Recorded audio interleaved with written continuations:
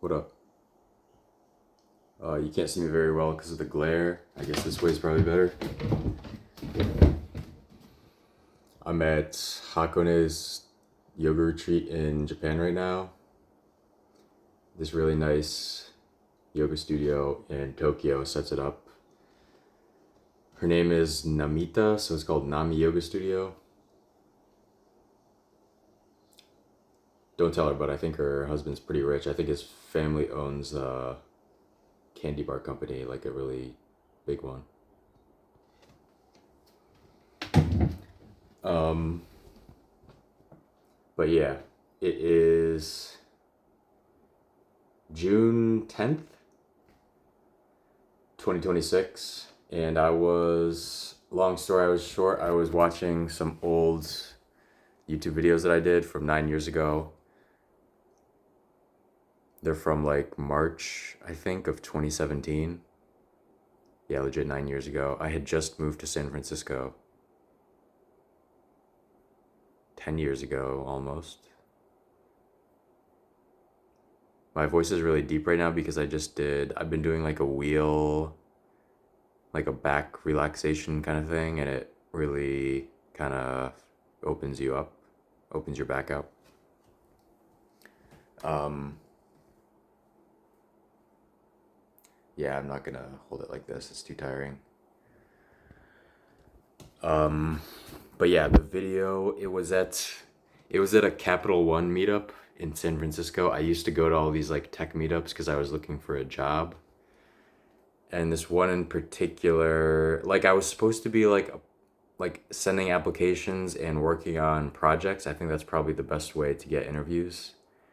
But I was,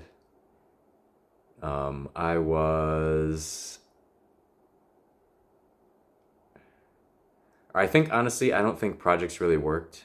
It's interesting because I look back and I feel like when you're going through it, you feel like you're doing almost nothing and you're making no progress. But looking back, there's nothing. I don't think there's like anything I would have done differently.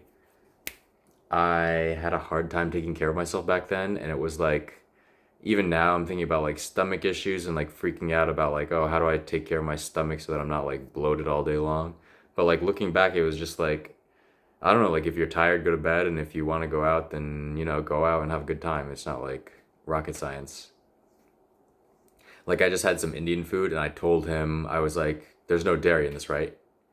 And I'm not sure he understood the word dairy. I think there was probably butter in it, but he was like, no dairy, no dairy. I think there was butter in it, so I got a little bit bloated. But it's like whatever, like I don't know, it'll settle eventually, I'm sure. But anyway, I went to this 9 years ago meetup at Capital One, and they were talking about AI back then. And I knew nothing about AI. I just went to the meetup because it was like, I think I knew it was a good meetup. Like you can like sort of tell when an event's gonna be good. Uh, and there's this Indian guy there, like old Indian guy. I thought he was like 65 to 70, but I feel like a lot of these like he was like a yogi. I feel like a lot of these yogis or like spiritual, I don't know, these people that you look at them and you're like, oh, that guy has it together.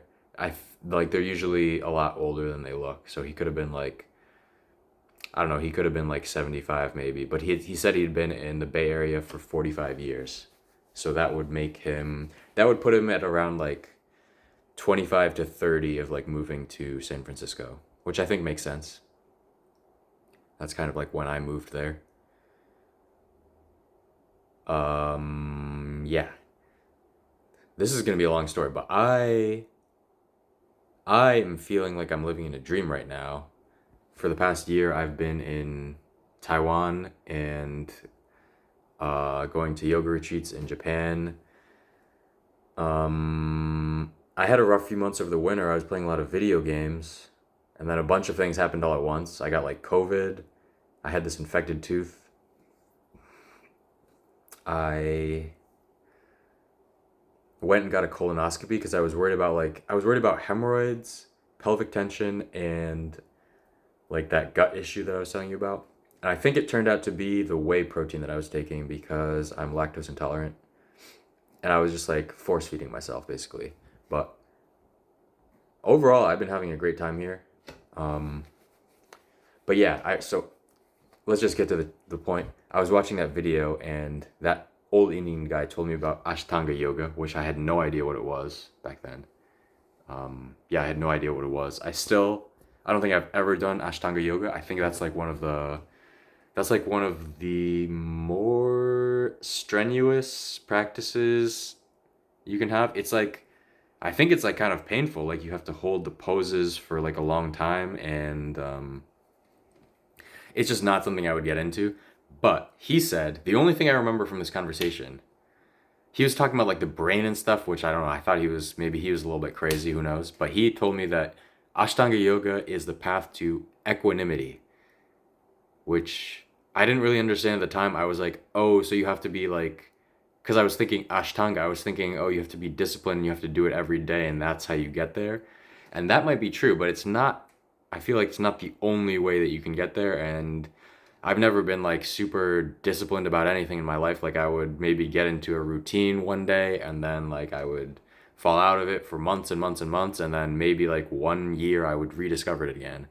But 9 years have gone by since then, and I feel like I've sort of been on that path for a while now, where I got into yin yoga first, and that was maybe 7 or 8 years ago.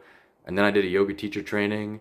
And then recently I've been lucky enough to go on like yoga retreats and take yoga classes in Taiwan and Japan. And actually, the one thing that got me thinking about this recently was the studio owner the studio I go to in Taiwan. She does a wheel class, which is really nice. And it's like a difficult class to do just because if you use the yoga wheel wrong, I think you can like hurt your neck or like your back or something. You're supposed to, for the pelvis, it can either be tilted down or tilted up. I'm not sure which one is. There's like terms for it that I'm not sure. But yeah, I discovered that the yoga wheel is really nice for opening up and just sort of like letting go. And you can like take a breath and then like let go while you use the yoga wheel, and it's really nice. It also reminds me of, and this is kind of vogue recently, but the cold plunge. I went to like a cold plunge class the other day, and I think it was like the owner, because like we had like two groups of people like taking turns in the cold plunge, and the owner would come by, and if you were like shivering like this, he would put his arm on your shoulder and tell you to like relax and to let go. And supposedly like after each breath you can let go of a little bit of tension, and that's what I felt. Thinking back, I think that's what the old guy meant when he talked about equanimity. It's like being okay with uncertainty of what's going to happen, maybe like family, career, or love life, and then like just living in the unknown and living in the way that deep down you know today, like I want to live this way, and regardless of the outcome for what happens, you know that like you took the chance and you took the risk, and whatever happens happens, and it's probably not the end of the world, most likely, the things that you worry about. um yeah, so I wonder what that guy's doing now. I bet he's probably dead if he was 75. um yeah, I guess that was right when I moved to San Francisco. Those are like the nicest times, I think, right when you move somewhere and you discover everything. um I'm wondering if that's maybe why my first year in Taiwan was so nice. uh yeah. um but yeah, I've been lucky in life. I Not everything's gone perfect, but I think I'm pretty blessed to be where I am, and I'm looking forward to what happens.